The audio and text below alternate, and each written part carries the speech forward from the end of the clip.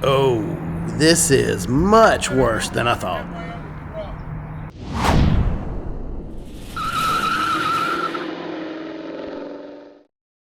Today is going to be a good day. At the Horsepower Monster, we're all about the engine builds, but I love the car builds too, and I've been looking for a while for a good project car to do on the channel. I want to do something different. I've already got the Camaro, but finally come up with this C3 Corvette. They've been going up in price like crazy, and every time I find one that's in my price range, $3,000 to $5,000, needing a lot of work, they get snapped up just like that. But finally I found one online. The guy only had one picture of it, but we talked for a while and he sounded legit.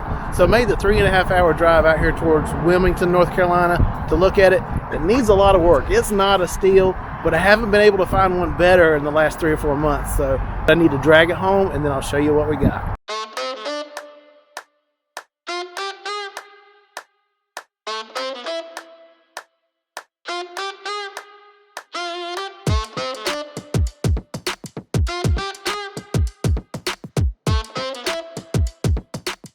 By the way, there is a hood for it. It was completely disconnected from the body and just laying on top, so I just threw it in the back of the truck for the trip home.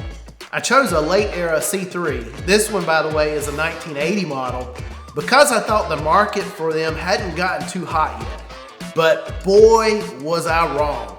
I ended up paying $4 grand for this Corvette, which is essentially just a rolling chassis. It was a project that somebody had started and then abandoned. And then it's been sitting for about 10 years. The motor is seized, the transmission, fuel tank, and interior are all gone, and the floors are rotten, along with the bad paint, which you've probably already noticed. But the body isn't damaged, and the frame and birdcage seems to be in good shape, which is critical with these old Corvettes. I probably paid too much, but I had already missed out on a few deals where I was offering to pay more for similar cars. So when this one came along, I just held my nose and jumped on it. So I have a car that basically needs everything. Leave me a note in the comments and give me any ideas or tips you may have. I'm definitely open to suggestions. So once I got the Vette back home and unloaded, I started digging into it. As I mentioned, the original Turbo 350 transmission is gone, and now the engine is partially supported by a chain. Out back, the fuel tank is also missing, but apparently that's no big deal because you can just put some gas in this old gallon antifreeze jug. First up, I set about cleaning out the interior. Unfortunately, those rust holes in the floorboards didn't magically heal themselves on the way home. That's going to be a big project I'll have to tackle soon. But first, I want to get a closer look at the engine to see if anything is salvageable. So as you can tell, I've already pulled the hood off. They were off the hinges and everything, so I just set it aside. That'll be easier for us anyway. The engine, I haven't checked the numbers or anything like that, but I'm pretty sure this is already a replacement engine. I think that the original Corvette engines from '80 had an aluminum intake manifold. This was cast iron. Also, besides other changes, look at this.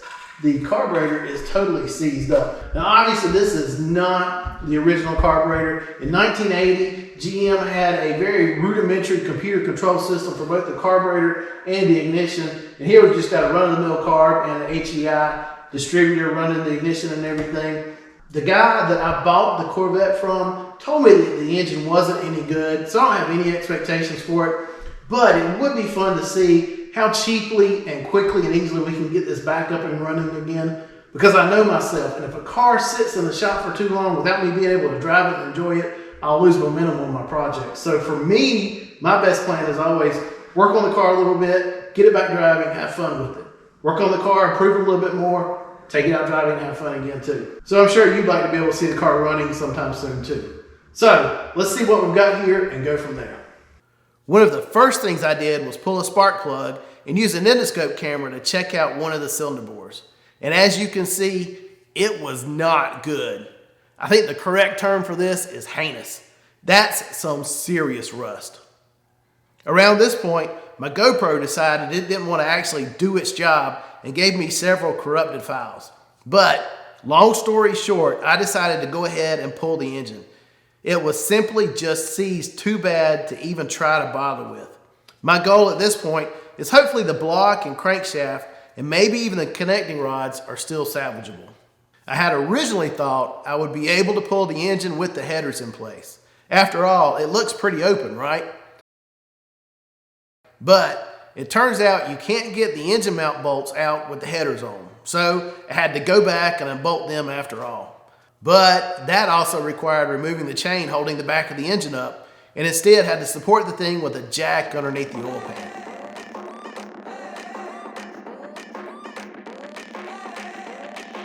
Also, the holes in the intake for the carburetor mounting bolts were totally screwed up. I was only able to get 2 bolts fully threaded in when I installed the lift plate, and a third would only go a couple threads in.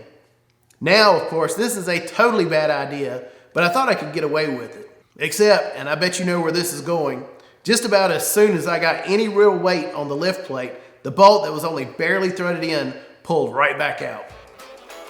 So I switched up and did what I should have done in the first place and used a leveler that allows me to lift with 4 bolts on the sides of the cylinder heads.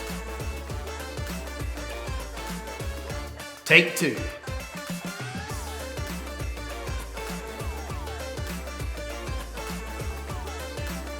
The engine came out this time, but things just kept getting worse.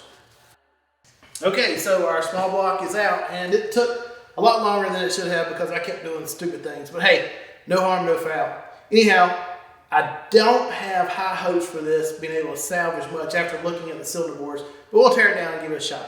First things first, the carburetor is totally seized up, so off it goes.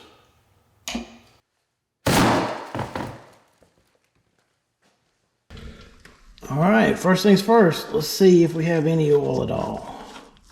This is all right. Whoa! Watch the floor. Water. Lots of water. Ugh.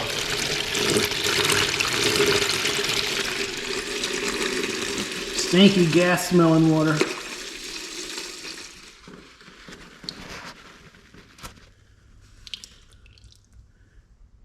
This is like an automotive horror movie.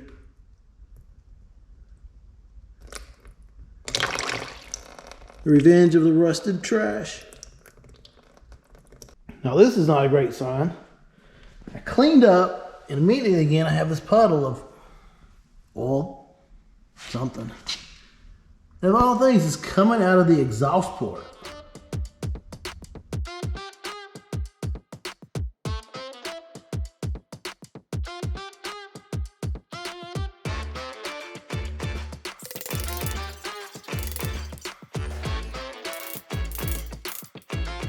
So, things have just taken a very unexpected twist. I couldn't get the distributor off, so I thought, hey, bright idea, I'll pull the front cover, get the cam loose, and maybe I can get it out that way to get everything off in one piece without tearing anything up. And pulled all that off, got the front pulley off, and noticed I could not see a bolt on the crankshaft.